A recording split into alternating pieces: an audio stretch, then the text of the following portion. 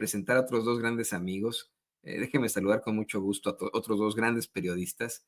Ahí está, Francisco Cruz, el querido Paco. Paco, ¿cómo estás? Bienvenido a Sin Censura. Toño, ¿cómo estás? Buenos días. Sí, mira cuántos temas interesantes, ¿no? Y bueno, aquí te estaba siguiendo con Ricardo Sevilla, pero sé que ahí también está Kurt Hackbart, así que ¿qué tal? Lo saludamos, le mandamos un abrazote, creo que pues sigue en primer mundo, y la verdad es esa. Lo voy a decir siempre con mucho respeto, Toño. Oaxaca siempre ha sido primer mundo. Así que aquí estamos, Toño, para empezar ahora que saludemos a Kurt y empezamos los tres. ¿Qué te parece? Me parece fantástico hoy en medio de de la serie de irregularidades y desigualdades que se viven en esta fría ciudad de Kansas City. Por supuesto que envidio a Kurt Hackbart, que está ahí en el primer mundo de Oaxaca. A ver si en algún momento nos pasamos para allá, la familia Ruiz para allá. Pero bueno, querido Kurt Hackbart, bienvenido Sin Censura. ¿Cómo estás, amigo? Bienvenido. Muy bien, Toño, Paco, un abrazo a los dos. Y sí, sigo aquí en el primer mundo otro rato más. Y realmente sí es, ¿no? Apenas estuve leyendo en este libro 1491, excelente libro, recomiendo a todos y a todas, acerca justamente de todas las variedades de maíz que se desarrollaron aquí en valles centrales, a unos cuantos kilómetros de aquí, ¿no? Pues en la época obviamente prehispánica que pues llegaron al mundo, ¿no? El maíz es de México y muy específicamente de aquí a unas cuantas cuadras, ¿no? Y es primer mundo. Y mire, ese libro de 1491 es muy revelador. Ahí usted va a poder encontrar cómo es que efectivamente se vivió un genocidio en este continente, cómo es que además de todo hubo un problema biológico impresionante. Se habla con datos duros, con señas, con palitos y bolitas de cómo es que verdaderamente, debido a las pandemias que trajeron los europeos, la población de este continente se vio diezmada, pero, ¿qué digo diezmada? Diezmado, el término diezmar lo utilizaban los romanos en sus escuadrones cuando tenían, bueno, obviamente sus legiones y querían castigar a alguien o castigar a todos los pelotones o legiones que tenían los romanos. Por cada 10 romanos mataban a uno, ¿no? Entonces hacían que el resto de sus compañeros, imagínense, cosa más horrible, ¿no? Agarrar a palos al que sacaba, por cierto, la bola negra. Ya ve usted que en México para el servicio militar se usa esto de bola negra o bola blanca. Bueno, eso viene de los romanos, cuando se castigaba a los ejércitos por alguna situación por ahí, se hablaba de esto de diezmar, se ponía en una olla 10 piedras, y el que sacaba la piedra negra era el que mataban a palos, ¿no? Imagínese usted en diezmar, pero ese sería en otro costal, perdón que he entrado con eso, de una cosa nos vamos a otra, para hablar de temas muy interesantes aquí en Sin Censura. Quiero compartir con ustedes, compañeros, que en medio de los cuestionamientos constantes, de los diferendos que existen en estos momentos entre México, Estados Unidos y Canadá, por las amenazas de Donald Trump de aranceles, en medio de un perrito faldero llamado Justin Trudeau, viniendo aquí a Estados Unidos a chillotearle a Trump y a provocar que se burle de él, lo amenace con que va a, supuestamente en broma, pero pues de broma en broma la verdad se asoma, lo amenace de que va a convertir a Canadá en el Estado 51 de la Unión Americana, en medio de pues esta serie de planteamientos racistas de políticos canadienses que le dicen a Trump y al mundo, no nos comparen con los mexicanos, nosotros somos blanquitos, ¿qué les pasa? Imagínese usted, ¿no? Cuando en la realidad efectivamente ellos tienen pues una serie de problemáticas relacionadas a las drogas, surge esta noticia que no están compartiendo mucho los medios de comunicación corporativos acá en Estados Unidos, pero que podemos retomar gracias a Vicente Serrano, quien en estos momentos se encuentra en la Ciudad de los Vientos, en Chicago, Illinois. Ahí nos pone Vicente, y esto está, pero mire, yo se lo digo a usted, es muy ilustrativo de lo que está ocurriendo en estos momentos. Nos pone esta información que se da a conocer desde ayer, que 2 canadienses fueron arrestados cerca de Chicago, ahí en Joliet, luego de que la policía les encontrara cocaína valorada en $40 millones, que transportaban en su camión de Canadá a los Estados Unidos. Y recientemente se da a conocer que encontraron estos dos megalaboratorios que se suman a otros ya megalaboratorios de fentanilo que han encontrado en zonas rurales de Canadá. Pues para que vea usted que en todos lados se cuecen habas. Comencemos contigo, Paco, ¿qué opinas de esto? Mira, Toño, la realidad es que de pronto uno tiene que preguntarse qué pasa con Canadá en cuestiones no solo de narcotráfico, esta minería que ya hablaremos sobre ella, con los tintes clasistas, con los tintes que hay entre las diferentes fronteras de Estados Unidos, Canadá con Estados Unidos, la frontera norte o su frontera sur con México. La verdad es que es una frontera que es muy poco cuidada, muy poco vigilada.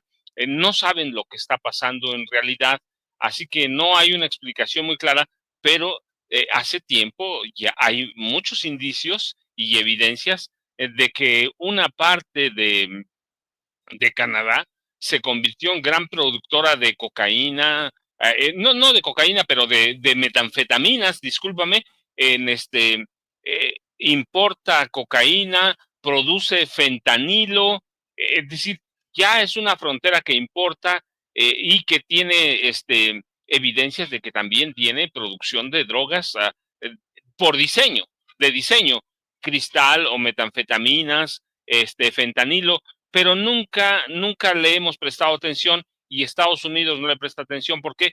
Porque hasta ahora, por lo menos hasta hace un par de semanas, lo descubrieron los canadienses. Ellos pensaban que eran hermanos de Trump y ya descubrieron que Trump no tiene hermanos, sino que tiene intereses. Y si vamos ahí, amplias zonas, por ejemplo, en la Columbia Británica, que producen fentanilo y que tienen laboratorios bien montados, artesanales ciertamente, como en México, pero bien montados. Pero pues nunca le prestaron atención porque es Canadá, es primer mundo, descendientes de ingleses, de la corona. Son prácticamente hermanos de los gringos, son sajones. Entonces, por eso, con todos esos tintes, nunca voltearon hacia, hacia Canadá hasta ahora que los está desnudando Donald Trump con esa broma, primero yo digo macabra, que lleva mucho sentido político, de si no pueden pagar, era refiriéndose a los aranceles, pues conviertas en el Estado 51 y hacemos gobernador a Justin Trudeau. Es una broma, pero macabra, pero que nos muestra el sentido de lo que es Donald Trump. Y descubrieron los canadienses de pronto, imagínate ese día que están cenando en Mar-a-Lago, Justin Trudeau y Donald Trump les dan a conocer que descubren uno de los laboratorios clandestinos más grandes que producen drogas, no recuerdo cuánto tenían, decían que tenían, por ejemplo, como 54 kilogramos de fentanilo, que es cualquier cantidad de fentanilo, 390 kilogramos de metanfetaminas y precursores químicos necesarios para la fabricación de ¿qué? De fentanilo y metanfetaminas, que ambas son drogas sintéticas de diseño. Y mira, así que al margen de la broma macabra que yo digo muestra el sentido de perverso de Donald Trump, la realidad es que, por ejemplo, encontraron suficientes sustancias químicas para producir 96 millones de dosis de fentanilo con toneladas de químicos para fabricar metanfetaminas. Es decir, hay una producción sostenida, una producción amplia, que produce fentanilo, que es su droga en este momento, la más temida, la mortal, la más atacada, pero nunca le prestaron atención. Nunca, ¿por qué? Por todo lo que conlleva la historia de esos dos países y la historia de México con Estados Unidos, pero ese descubrimiento de laboratorios clandestinos y la cantidad de drogas que pueden procesar o que estaban procesadas debe preocupar seriamente a los canadienses, aunque también hay que mostrar la, la, la personalidad atrabiliaria de Estados Unidos, porque los grandes productores de fentanilo, quienes lo desarrollaron, quienes lo presentaron, lo introdujeron al mercado y propiciaron la primera gran epidemia de muerte del fentanilo, pues son los grandes laboratorios de Estados Unidos, así que es la doble moral de Estados Unidos, pero también doble moral de Canadá, así que sí, Canadá debe preocuparles y debe preocuparles a ellos mismos, a los canadienses, no solo a Estados Unidos. Estaba leyendo anoche que Canadá ya tiene un gran problema de adictos al fentanilo, así que debe preocuparles, pero no les preocupó históricamente. ¿Por qué? Porque eran hermanos de raza, hermanos de ascendencia sajona, hasta ahora. Pero ya descubrieron y Trump iban a tener que lidiar con Trump. Y ya platicabas con Luis Guillermo Hernández, en la realidad Trump se le pone de apechito, como dicen en mi pueblo, y lo van a agarrar de marranito también. Pero la producción de drogas ilegales o en laboratorios clandestinos en Canadá, pues tiene que preocuparles y mostrarles que no son igual a México, son parte de un problema globalizado que se produce o está ahí en Estados Unidos por la producción de drogas sin sentido, buscando alternativas a los opiáceos.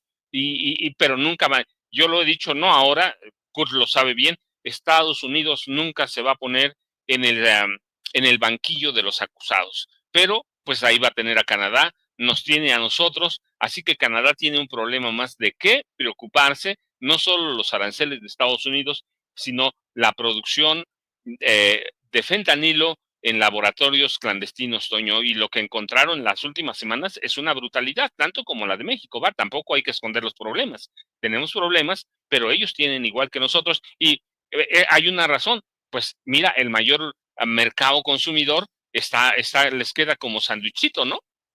Así que es un problema de todos, Toño. La producción no solo de fentanilo, de metanfetaminas, de cristal, no, drogas de diseño, ¿va? Debe ser un problema que preocupe a los tres países, pero pues tenemos ahí en medio al imperio y hay que enfrentarlo como sea, Toño. Y la verdad, queridos compañeros, es que desde ya tiempos memoriales, desde hace décadas, que mucha gente critica, cuestiona las injusticias que ocurren entre los tres países a partir del Telecán que habría firmado y conseguido en su momento ese político que para nada es recordado con cariño en México, Carlos Salinas de Gortari, uno de los peores presidentes que hemos tenido, uno de los más nefarios. Me atreví hace rato a decir de los más malditos, es así, con toda la extensión de la palabra.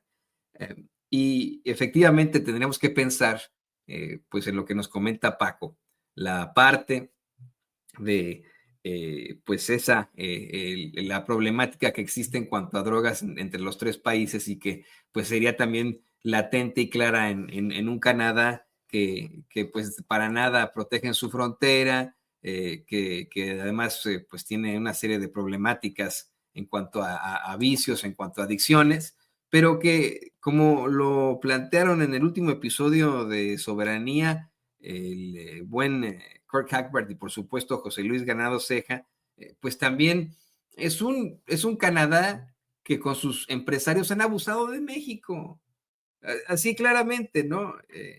Mire, el título de este episodio que tuvieron ahí en Soberanía, Kurt y el buen José Luis, es Canadian Mines Strip Mexico Bare. Las mineras canadienses encueran a México, ¿no? En estricto sentido, encueran a México. Y es verdad, ¿no? Efectivamente, Canadá no es un país, como dice José Luis, son tres empresas mineras en una gabardina. ¿No es así, Kurt? De verdad es que no deberíamos estar tan indignados por los comentarios racistas en la opinión de este usuario. Claro, indignados sí, ¿no? Y seguir cuestionándolo, pero más bien deberíamos seguir en la exigencia de que se larguen esos mineros canadienses que tanto daño le están causando a México, ¿no? Precisamente, Toño, Paco, precisamente, y por eso, pues, dedicamos mucho tiempo en nuestro nuevo episodio de Soberanía, precisamente acerca de eso, ¿no? Justo en este momento en que Trudeau sale y dice, "Ay, si México no se porta bien, pues tal vez vamos a buscar otras opciones y tal vez no van a seguir en el tratado." con todo el paternalismo, ¿no? Con todo este servilismo hacia Estados Unidos, ¿no? Con todo este imperialismo de segunda, tercera, diciendo que básicamente que México tiene que aplicar las mismas aranceles contra China como ellos, porque si no, pues si no se porta bien. Pero el fondo de este asunto, y eso es tan importante, el fondo de ese asunto, es que Canadá, que precisamente no es tanto un país, sino 3 empresas mineras en la gabardina, pues tiene enormes intereses mineros aquí en México, desde tiempo, ¿no? Pero es realmente impresionante si ves los números. Ahí, sin embargo, hicieron una muy buena investigación que salió hace algunos días. Recomiendo que todos y todas la lean. Se llama Canadá, mal vecino y peor socio, ¿no? Mal vecino y peor socio. Hay que tener en cuenta, Toño Paco, que Canadá tiene 73.5% de las empresas extranjeras de minería en México son canadienses, solo un 10% son gringos, ¿no? Uno pensaría que sería lo contrario, pero no lo es. Canadá pues, tiene mucho tiempo explotando a sus propias comunidades indígenas, ¿no? Y maltratando sus propios terrenos. Entonces, tienen mucha experiencia en la materia para luego llegar a México con todas sus promesas de trabajo, de pagar impuestos, ¿no? De aportar a las comunidades. Lo que sí saben muy bien es dividir comunidades. Dividir y conquistarás, ¿no? Y en cualquier comunidad donde han llegado las minerías canadienses, no me va a dejar mentir, son muy buenos para dividir la comunidad entre los que quieren el empleo y los que quieren proteger pues, su medio ambiente y los contraponen unos contra otros en la comunidad y explotan esta brecha siempre, que es algo que pues han hecho pues con sus propias comunidades allá en Canadá. Pero hay que desnudar toda la retórica de que aportan, de que proporcionan empleos, de que pagan impuestos. No, Toño, no. Es decir, menos de 1% de la recaudación de impuestos en México proviene de la minería, ¿no? Como un 0.91%. Y esto debido al hecho de que, pues, descuentan todo de su IVA, tienen grandes reembolsos de IVA, pues juegan para que no tengan pues suficientes ingresos para pagar menos ISR. Y luego, si todavía tienen que pagar, ¿no? Pues van llorando al Tratado de Libre Comercio para decir, ay, es doble taxación, nos están discriminando para intentar no pagar sus impuestos. Básicamente como Salinas Pliego, pero en minería, ¿no? Nada más como por muestra un botón, pues empresa First Majestic, ¿no? First Majestic Silver, que pues debe 180 millones de dólares a México, al fisco de México, a los contribuyentes mexicanos. 180 millones de dólares debe First Majestic Silver por haber manipulado el precio de sus minerales y por haber repatriado ilegalmente demasiadas ganancias. Es decir, evasión de impuestos.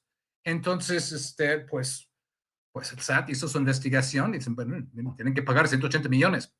Fueron llorando el tratado y dijeron, ay, pues no queremos pagar, el tratado nos ampara, es discriminatorio, es exactamente como se les pliego. Y esto sigue en litigio. Esto sigue en litigio porque no quieren pagar. Y por eso, pues, menos de 1% de la recaudación de este país viene de la minería.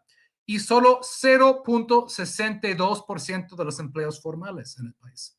Seguramente empleos informales, ¿no? Y por contrato y subcontrato, pero empleos formales en forma, 0.62%. A cambio, ¿cuál es la devastación medioambiental de esto? En las aguas, en las tierras, en las comunidades, ¿no? Todo para que los canadienses repatrien ganancias y evadan impuestos. Pues esto es el asunto, ¿no? Si tomamos en cuenta que el comercio aporta 20% de los trabajos en este país, la rama de construcción 7%, el energético 28%, minería menos de 1% de los empleos, ¿no? ¿Dónde están esas grandes promesas, ¿no? De los canadienses al respecto, ¿no? ¿Dónde están? ¿No? Y lo que no les gustaron a los canadienses fueron dos cosas. Primero, la reforma minera de 2023, ¿no? Yo lo critiqué en su momento porque pues vi que el Congreso tomó la propuesta del presidente López Obrador y lo diluyó. Pero de todos modos salió algo. Salió algo, que es más fácil cancelar las concesiones si no pagan impuestos en 2 ejercicios consecutivos. Las concesiones se redujeron de 50 años a 30 años. La minería ya no es actividad preferente. Ya no se puede hacer minería en áreas submarinas, subprotegidas. Se prioriza el agua para uso doméstico. Tiene que haber consultas a comunidades indígenas. Pues algo se logró. No lo que se debió, pero algo se logró. Ahí, ¿no? Y hay muchos en Morena que quieren revisitar eso, regresar a eso y reforzar la reforma, que es lo que se debería hacer cuando se pueda. ¿No? Les gustaron eso a los canadienses. Por eso, pues, siempre llegan los buitres, los cabilderos ahí, para intentar cambiar las cosas antes de que se apruebe el dictamen. Luego, en el presupuesto de este año, acaban de aprobar la nueva ley de derechos, Toño, y ahí subieron los derechos para minería, justamente de 7 a 8,5%, el derecho especial para minería, esto además del impuesto sobre la renta, ¿no? Y luego el derecho extraordinario para minar oro, plato y platino, de un medio por ciento a 1%, es decir, el doble. Siguen siendo porcentajes menores, modestos, pero vaya que hasta eso, solo eso, pues hace enojar a esas mineras que creen que son dueños del país. Porque desde la ley minera de Salinas de Gortari en el 92, efectivamente lo eran. Podían hacer lo que quisieran, donde quisieran, sin efectivamente pagar impuestos, explotar lo que sea, contaminar lo que fuera, dividir las comunidades que fueran, impunemente, ¿no? Entonces, solamente esas reformas, ¿no? Por modestas que sean, les hacen enojar. Entonces, ¿no? Resumen de todo eso, pues Trudeau, con sus amenazas contra México por lo del Tratado de Libre Comercio, ¿no? USMCA, lo que está al fondo de eso, además del asunto de China, es no tocan nuestras mineras o van a ver, ¿no? Algo muy mafioso, Toño, y México tiene que mantenerse fuerte en eso, porque yo hago la pregunta, ¿por qué México no puede controlar sus propias minas? ¿Es una cuestión de tecnología? ¿De qué es? Es decir, ¿por qué México no puede operar sus propias minas? Pues hago esta pregunta, tal vez hay algún técnico ahí que me dice, bueno, eso es una cuestión tecnológica que México no tiene y es el otro. Pues yo creo que México ya está en grado de operar su propia industria minera, Toño. Además, es claro cómo se divide a la comunidad una y otra vez con las mineras. Permítame, es que me están mandando unos mensajes por ahí. Me llama mucho la atención que efectivamente pues vamos, hay una clara tendencia por parte de los mineros canadienses a hacer un bajo perfil, a tener un muy, muy bajo perfil, y esto ha provocado que no pues sean objeto de cuestionamientos, pero sus prácticas han sido equiparadas, y le ofrezco disculpas, es que me están llegando una bola de mensajes por ahí. Estas prácticas que tienen ellos han sido equiparadas a las del crimen organizado. Y la verdad es que hay que ser muy honestos. Quien provocó esta seria problemática en México al abrir la puerta a las canadienses, no para algo propositivo, sino para evidentemente entregar al país, pues sí fue Carlos Salinas de Gortari. Yo quiero insistir en ese caso, en cómo es que todo se viene arrastrando desde el Telecán, un tratado que no fue muy positivo para México, que digamos. Y hoy quería platicar de eso precisamente con ustedes, de cómo es que surgen declaraciones nuevas con precisamente Carlos Salinas de Gortari, quien sale a decir, a quejarse en medio pues de un cinismo, una hipocresía absoluta, además de ser tal vez uno de los peores presidentes que hemos tenido, como lo llamaba incluso el expresidente Andrés Manuel López Obrador, el padre de la desigualdad moderna, el hombre que provocó que se estancaran los salarios mínimos para siempre, bueno, hasta que llegó la Cuarta Transformación, quien habría entregado al país, al extranjero, quien entregó las empresas a sus amigos ricos, quien provocó de verdad una serie de problemáticas para México, salió a quejarse de que pues le quitaron su pensión y a decir que pues él vive de sus análisis políticos. Miren nada más. Porque miren, les podría decir que me llamo Carlos Sáenz de Gortari y soy desempleado. Sí, porque pensionado ya no, ahora que alguien nos quitó las pensiones. Me llamo Carlos Salinas y me dedico a la investigación y reflexión sobre temas históricos. Que se dedica a la investigación y reflexión de temas históricos, al análisis, dice este cuate que, insisto, probablemente es de los peores políticos que hemos tenido los mexicanos. Vamos, es que aquí hasta sobran calificativos, sobran las situaciones infames en las que incurrió este tipejo. ¿Qué opinas, querido Paco? Toño, fíjate, primero voy a complementarlo algo con lo que decía Kurt, pero ligado con Salinas y todo lo que le dieron a las mineras, que ciertamente de pronto parece que son anónimas, pero la verdad es que son no pagan impuestos, dividen a las comunidades. Sí, yo puedo atestiguar que trabajan con el crimen organizado. En 2016 publiqué un libro que se llama La guerra que nos ocultan.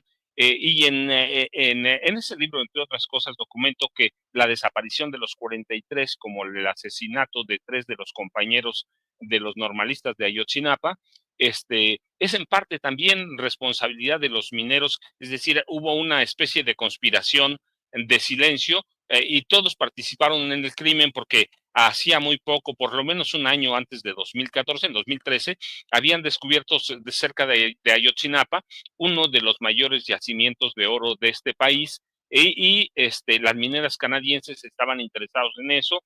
Había un plan del ejército, del gobierno mexicano, discúlpame, con apoyo del ejército, para desaparecer la normal rural Raúl Isidro Burgos. Pero esa es otra historia. Pero sí, los mineros han estado involucrados, los mineros canadienses, en cualquier cantidad de asuntos oscuros, incluida la desaparición de los 43. Pero yo en la guerra que nos ocultan, publico el caso o documento el caso de un tipo que se llama Robert McEwen, que es un hombre de negocios canadienses que en una época fue dueño de una extractora que se llamaba McEwen Mining, que se creó en 2012, pero lo más conocido de él era en realidad que era el ejecutivo de oro, porque había convertido a la Gold Corp, una gran extractora canadiense con sede en Vancouver, la había hecho de la nada en una extractora que vale $20,000 millones en los mercados internacionales y en la segunda extractora más grande del mundo, sí, gracias al trabajo de México. Y entre otras cosas, mira, yo lo que digo es que, por ejemplo, McEwen dio a conocer la riqueza en oro en México, la riqueza minera en México, porque, por ejemplo, le resultaba natural retratarse sentado en 100,000 onzas de oro en forma de barra, que eran unos $68 millones. Aquella foto es famosísima, oro de mexicano, 2003 se la tomó. En 2003, para ilustrar un reportaje en una revista electrónica que se llama Metal News. El reportaje lo firmaban Allen Alper y Anita Berma, pero cuando tenía 53 años, cuando se da esta foto, muestra la riqueza de oro en México, que es insultante. No la mostraron aquí, la mostraron a Canadá, 100,000 onzas de oro. 100,000 onzas de oro. Eso lo fueron a presumir a Canadá claramente, y él en esa entrevista le preguntan sobre los grupos del crimen organizado y él reconoce que trabajaban con el cártel de Sinaloa en algunas minas que tenían, como el Gallo 1, lo recuerdo, y que el día que no llegaron a un acuerdo con los grupos, con el cártel de Sinaloa, le robaron un cargamento de varios millones de dólares, 8.5 millones de dólares. Un comando asaltó la minera, así que él dice, nosotros trabajábamos de acuerdo con los cárteles, con el cártel de Sinaloa, con el cártel, y ellos nos decían por dónde podíamos pasar, por dónde no, a qué hora sí, a qué hora no. Y esa es la minería canadiense en México. No solo es un gran negocio que va de impuestos, un negocio que ha sido nocivo para México, nocivo para las arcas nacionales porque no pagan, ya lo decía bien Kurt, 1%, ¿no? Es un negocio que además ha aprovechado todo lo que le dio el neoliberalismo para saquear también este país. Hay evidencia solidísima de que en unos años sacaron más que en los 500 que los españoles en México. Así que esas son las mineras canadienses. No solo presumen allá la riqueza de este país, se la llevan sin pagar impuestos, sino que además trabajan con grupos del crimen organizado y son en parte responsables los mineros canadienses de la desaparición de los 43. No te lo digo así al aire, lo documenté en uno de mis libros que ha sido, dicen mis críticos, de los más completos, La guerra que nos ocultan, y documentos como las mineras canadienses, además, negociando con el crimen organizado, le cedieron a los cárteles, no solo al de Sinaloa, sino, por ejemplo, en Guerrero, le cedieron todos los negocios alternos a la minería. Así que es una minería, además, que es producto también del saqueo mafioso a través de grupos del crimen organizado. La minería canadiense en México. Es gravísimo y serio, y que empieza, retomemos el tema, ¿con quién? En el sexenio de Carlos Salinas de Gortari. Hoy aparece en una especie que va a ser un documental, reportaje seriado, ¿no? En Nexos. Eh, este, Mira, ¿qué podemos decir de Carlos Salinas de Gortari? Primero hay que dar una cita de Miguel de la Madrid, no nuestra, de Miguel de la Madrid, en una entrevista que antes de morir le dio a Carmen Aristegui, que debo decirlo porque se la dio a ella.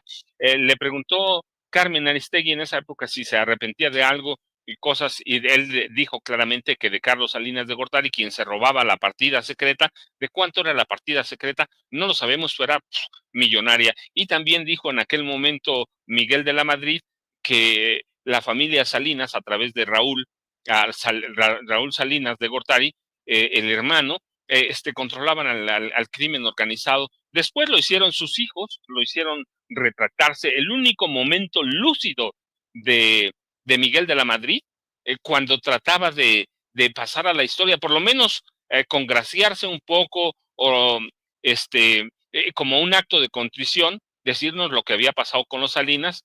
Sus hijos salieron a declararlos loco, y luego ya ves la historia de su hijo, arrancó su carrera política de la mano de Carlos Salinas de Gortari. ¿Pero qué fue su sexenio? Pues mira, para mí, yo siempre digo, es como una novela negra, una pesadilla en la que los grupos de élite contaron dinero a montones. ¿A través de qué? La legalización del desvío de poder, y de que en la que el libre comercio sentó las bases para desmantelar en los siguientes lustros después de 1988, los sectores extractivos, la minería, alimentario, la petroquímica, el sector ambiental, el sector educativo y la investigación para beneficiar a empresas transnacionales, y eso refleja la devastación o la profundidad de la devastación económica, política, social y cultural del país. Eso es lo que fue Carlos Salinas de Gortari, que hoy sale a decir que es un desempleado. Sí, nada más hay que preguntarle a Miguel. Claro, ya se murió Miguel de la Madrid,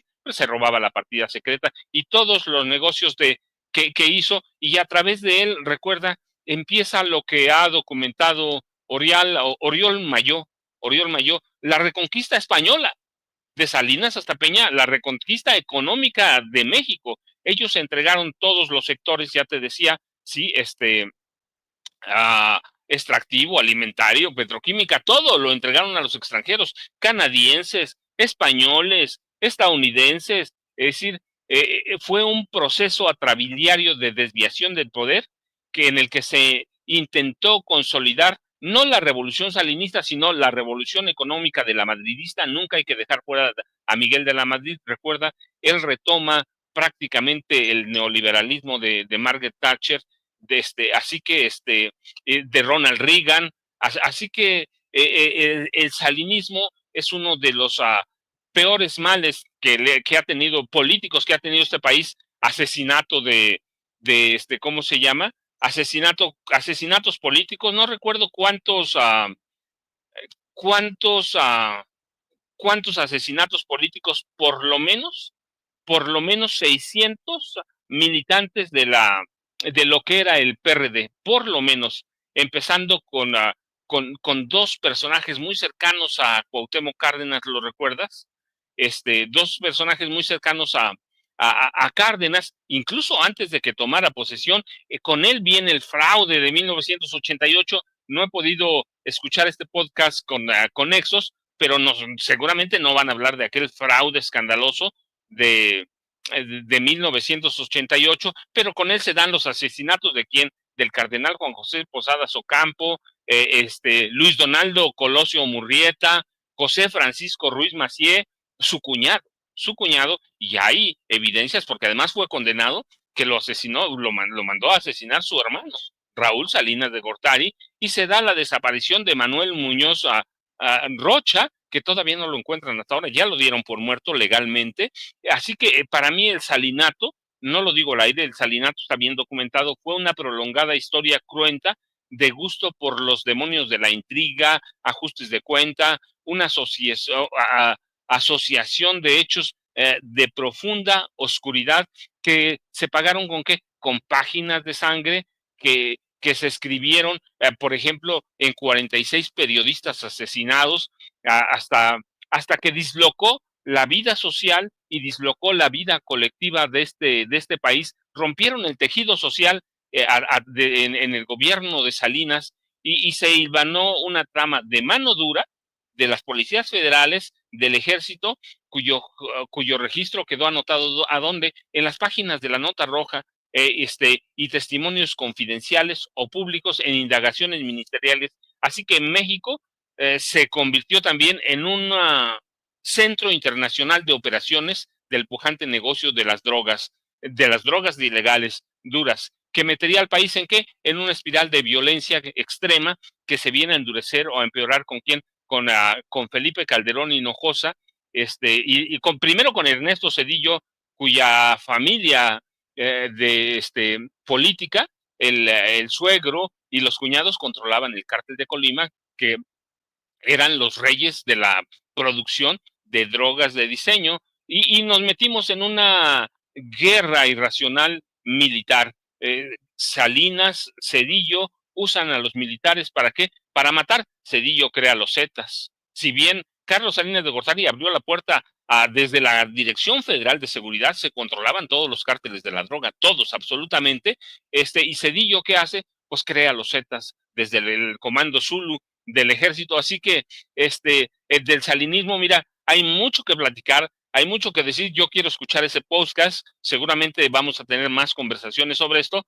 Ahí está Kurt, pero para mí nunca ha habido un presidente civil tan repudiado, incluido Peña, incluido Calderón, tan repudiado como Salinas. ¿Recuerdas el nombre de Salinas a qué se asocia? Cinismo, incapacidad, desprestigio, corrupción, asesinato, narcotráfico y mentiras. Así que, y él se asoció su estilo ¿qué? A la demagogia de López Portillo, y fue un solapador de las tropelías de su hermano Raúl Salinas de Gortari, que da nacimiento ¿a qué? A Ricardo Benjamín Salinas Pliego. Tú ves, todo está concatenado, todo está bien hilado. Así que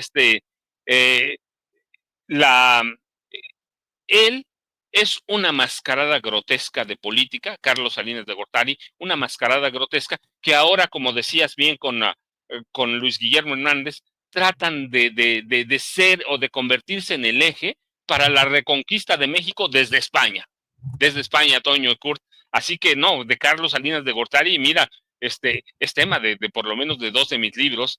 Para mí, el Salinato fue una larga novela que debe sumarse a los capítulos más feos de terror de este país, empezando por los anómalos comicios federales de 1988, un fraude avalado por la Casa Blanca, Toño y Kurt.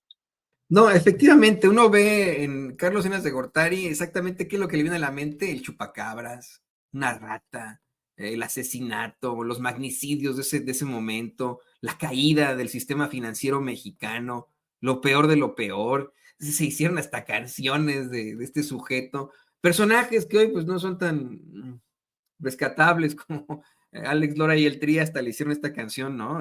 Muy interesante, junto con muchos otros. Efectivamente, de los expresidentes más cuestionables que han existido sobre la faz de la historia de México, de los más, tal vez el más repudiado, como bien dices, Paco, ¿Tú qué opinas, Kurt? ¿Qué opinas de esta situación? Bueno, antes que nada, yo creo que es fundamental hacer ese tipo de repasos brutales de estos capítulos tan oscuros en la historia mexicana, ¿no? Para los jóvenes, ¿no? Como decía muchas veces el presidente López Obrador, ¿no? La otra noche, pues, estaba cenando con un amigo músico, y estaba ahí su hija, estamos platicando, él y yo, de, pues, Oaxaca 2006, de cómo habían sido las cosas aquí en este momento, Lapo, las barricadas, ¿no? Ulises Ruiz y la tentativa de desalojo muy brutal, luego la llegada de la PFP en octubre, la batalla de Cinco Señores, la tentativa de silenciar a las radios, ¿no? Radio Cacerola, Radio Universidad, ¿no? La respuesta de la ciudadanía, y luego el último desalojo brutal del 25 de noviembre, ¿no? Pues que fue básicamente la primera movida de Calderón, ¿no? Para iniciar su espuriato, ¿no? Ahí para empezar con su mano dura, pues a semanas, a una semana de tomar el poder ilegalmente, ¿no? Pues esto, pues lo estamos platicando. Y luego, pues me di cuenta que su hija nació en 2006 y ahora es universitaria, pues está empezando su primer año, pero todo eso, pues, era nuevo para ella, no sabía, ¿no? Es decir, pues había escuchado unas cuantas cosas, ¿no? Pero pues hay toda una generación que creció después de Oaxaca 2006, o después de el fraude de 2006, y pues incluso más después del fraude de 88 y todos esos años tan oscuros que nos contó Paco con tanto detalle, ¿no? Por eso es tan importante, porque no son cosas que vayan a escuchar en Televisa, en Azteca, en Reforma, en Universal, en Milenio, en Aristegui, ni nada de eso. Es tan fundamental tener memoria histórica, es tan esencial tener memoria histórica y nunca, nunca, nunca olvidar para nunca regresar a eso. Para retomar un poco, pues atar algunos cabos de la conversación de hoy que me parecen importantes, pues resaltar la diferencia entre la respuesta de Claudia Sheinbaum a las amenazas de Trump con su carta firme, si estoy diciéndole... Kurt, perdón que te interrumpa, pero es que estamos justo Claro. haciendo un enlace, perdóname, te ofrezco disculpas, querido Kurt. Claro. Permítame, vamos, es que sabes que tenemos en estos momentos un enlace directo con Vicente Serrano, está en medio del frío, ahí en la Ciudad de los Vientos, en Chicago, Illinois. Tú estás ahorita en el primer mundo, Oaxaca. Espérame tantito, vamos con él porque quiere hablar contigo. Tenemos y te escuchamos, Vicente Serrano. No, pues déjenme meter la cuchara a mí también, y estoy escuchando lo que dice Paco y lo que dice Kurt, y me parece